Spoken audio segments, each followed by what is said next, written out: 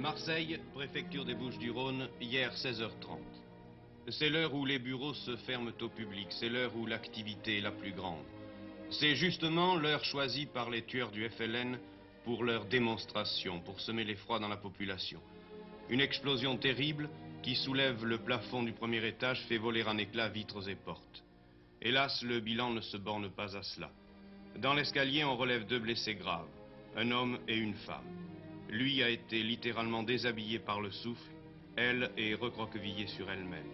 Un 3e blessé est relevé dans une pièce toute proche. Cet attentat est particulièrement odieux. L'engin explosif a en effet été placé à un endroit où ne pouvaient être atteints que de pauvres gens. Des vieillards, des femmes ou des enfants dans la gêne venant dans les services préfectoraux solliciter un secours ou une aide médicale.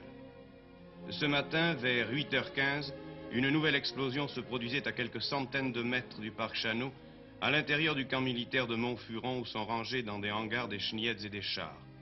Un engin explosif avait été placé dans la partie avant d'un char. Un ouvrier civil a été tué sur le coup. 5 militaires ont été blessés.